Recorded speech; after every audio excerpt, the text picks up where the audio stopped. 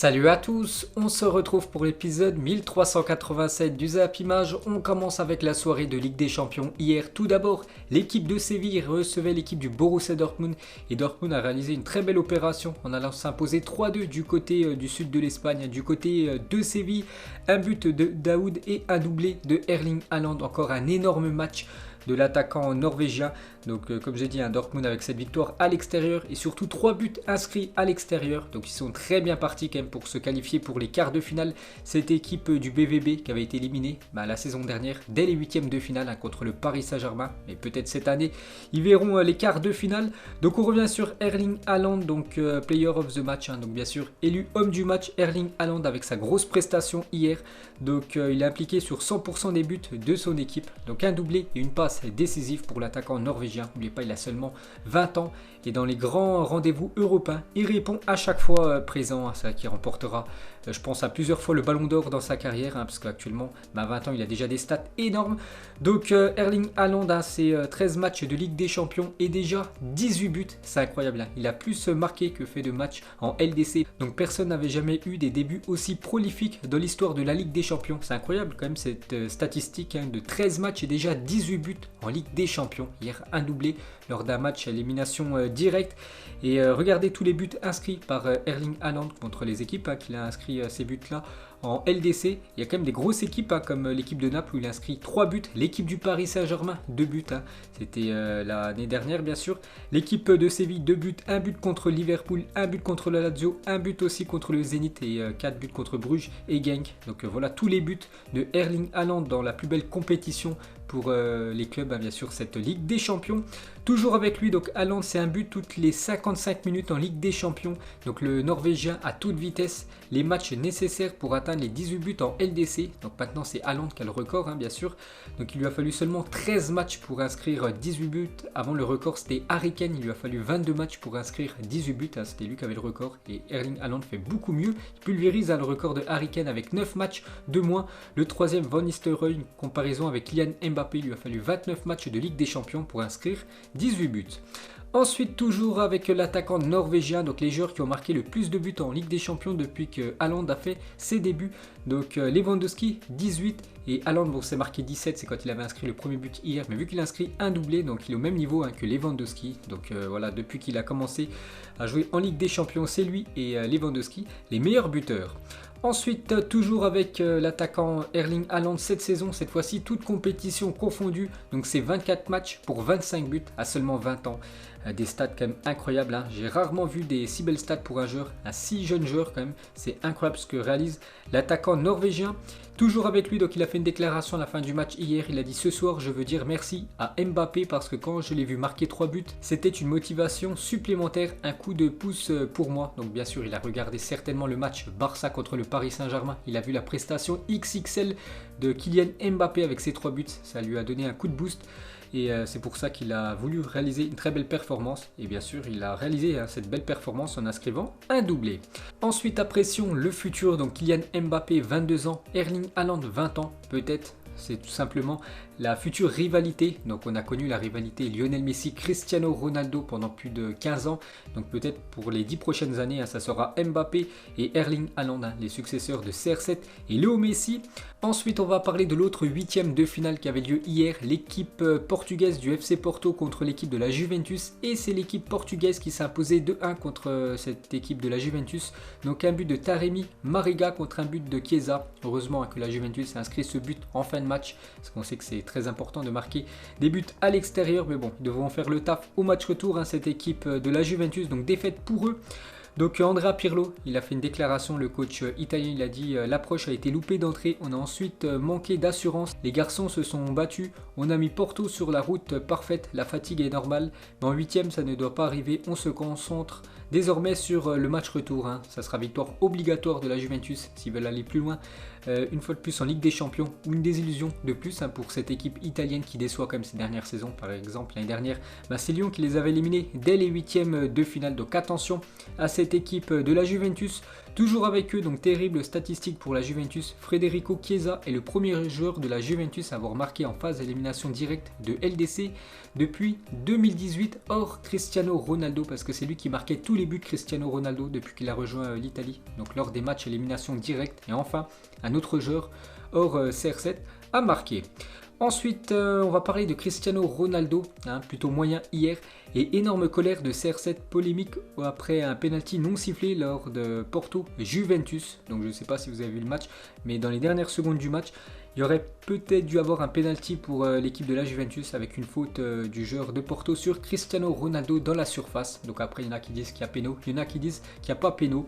Donc l'arbitre n'a pas sifflé et pour Luisa, donc un consultant sur RMC, pour lui, il y avait penalty.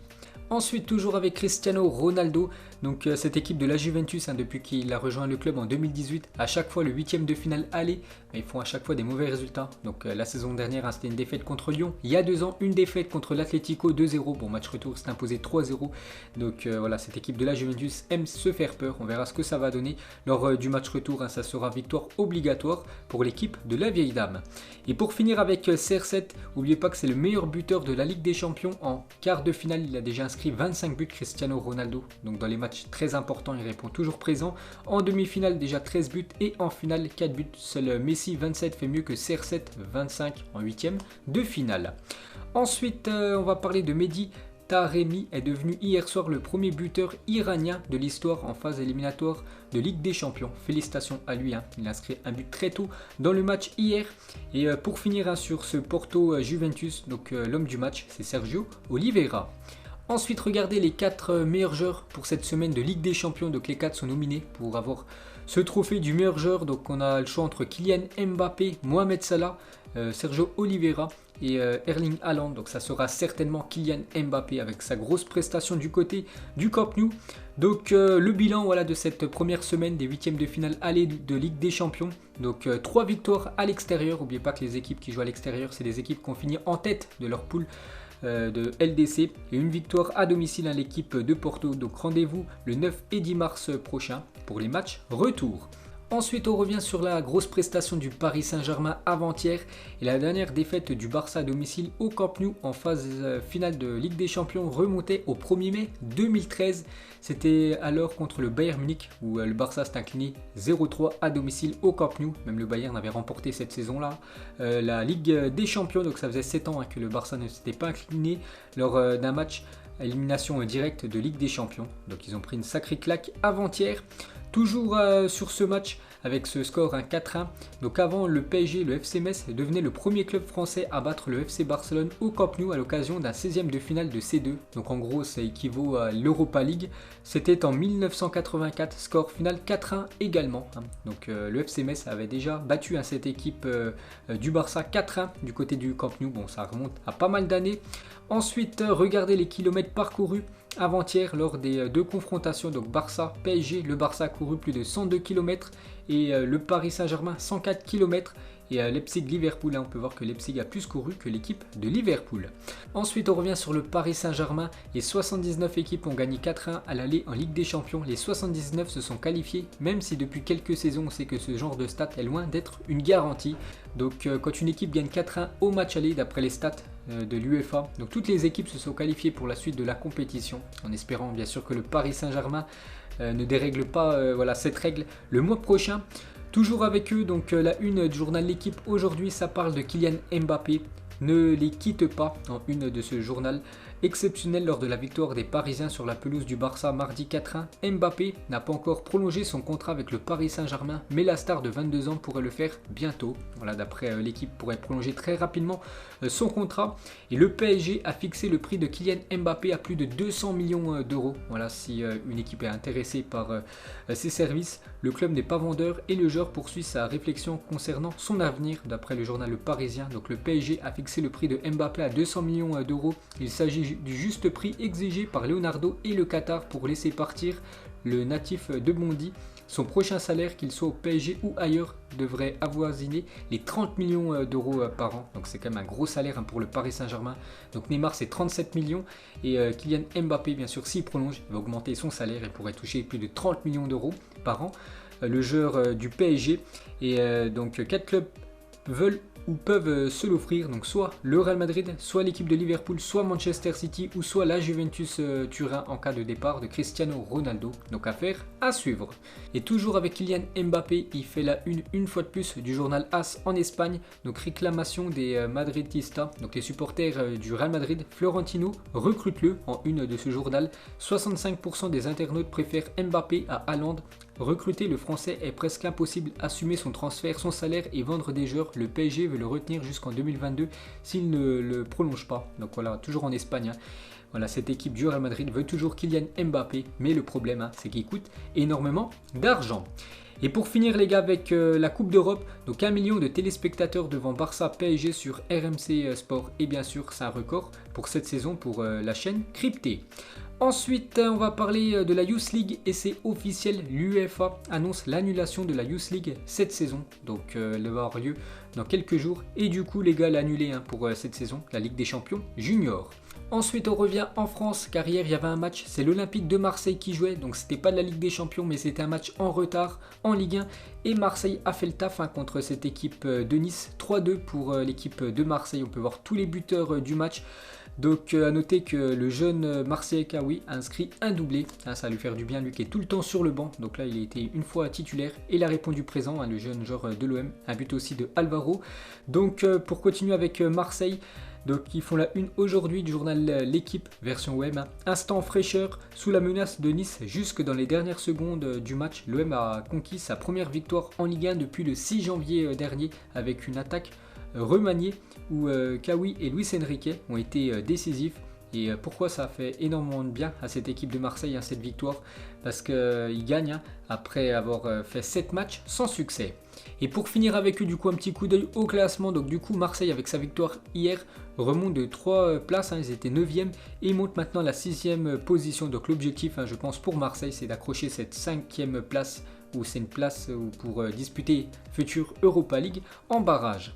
Ensuite, direction la Première Ligue, il y avait aussi Manchester City qui joue un match en retard hier contre l'équipe de Everton et nouvelle victoire de Manchester City 3-1. Donc Phil Foden, une fois de plus buteur, Mahrez et Bernardo Silva ont été buteurs. Donc victoire tranquille bien sûr de Manchester City qui continue cette magnifique série de 17 victoires consécutives, toutes compétitions confondues pour Manchester City. Les Citizens sont inarrêtables, donc ils jouent la semaine prochaine en Ligue des Champions contre l'équipe de Gladbach.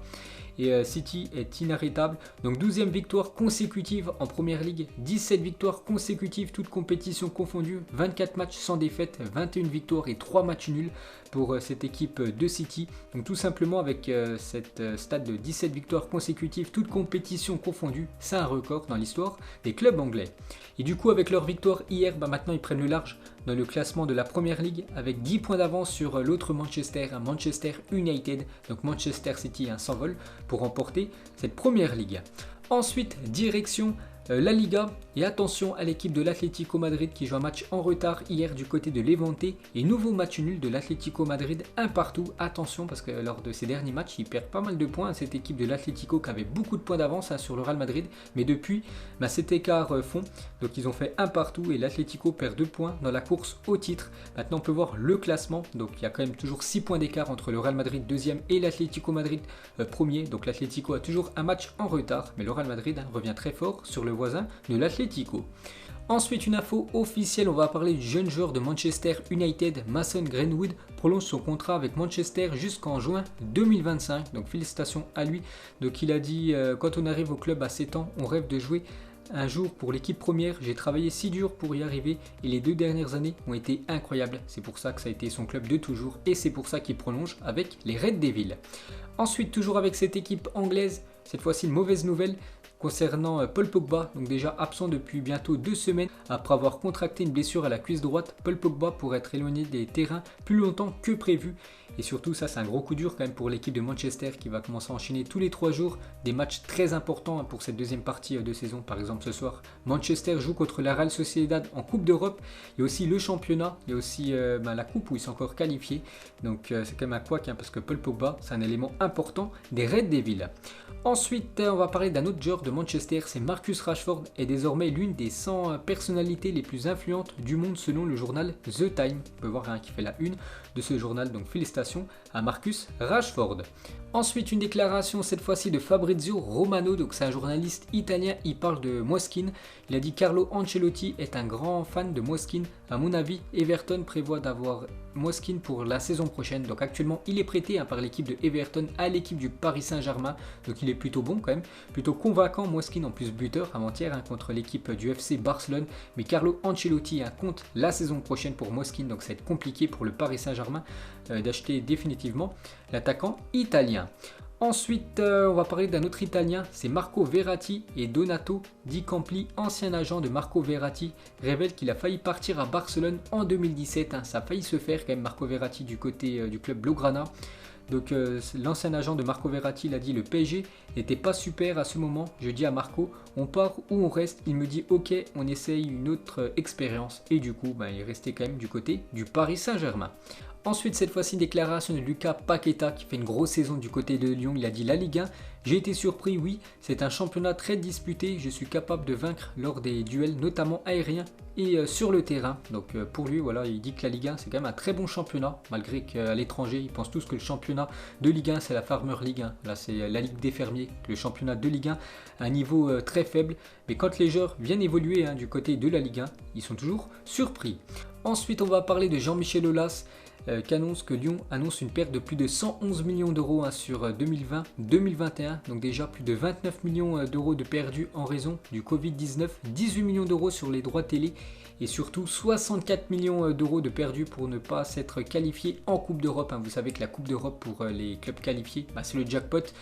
Et voilà, c'est plus de 64 millions d'euros de perdus par l'équipe de Lyon. Vu que Lyon ne joue actuellement aucune Coupe d'Europe, on comprend mieux pourquoi Jean-Michel Aulas ne souhaitait pas l'arrêt du championnat l'année dernière. Ensuite, une déclaration entre un journaliste et Xavi. Il a dit: vous saviez toujours ce que vous allez faire quand vous receviez le ballon. C'était grandiose. En parlant de Xavi, l'ancien Blaugrana, il a dit: peut-être, mais quand je ne savais pas, je faisais la passe à Andrés Iniesta, l'un des plus grands duos de l'histoire du football, bien sûr les deux Espagnols. Ensuite, jetez un coup d'œil au programme de la journée, car ce soir il y a encore pas mal de belles affiches. C'est l'Europa League et c'est les 16e de finale aller ce soir qui se jouent. Donc il y a 8 matchs à 19h et 8 matchs à 21h ce soir. Regardez toutes les affiches, il y a des très beaux chocs ce soir. Donc pour finir, mettez-moi un prono ce soir pour ce match Lille-Ajax. Donc bien sûr, en tant que Français, je vais soutenir à fond ce soir l'équipe du LOSC. Donc voilà les gars, la fin de ce Zap Image 1387. Donc si ça vous a plu, un petit like et on se retrouve demain pour le prochain épisode. Ciao à tous.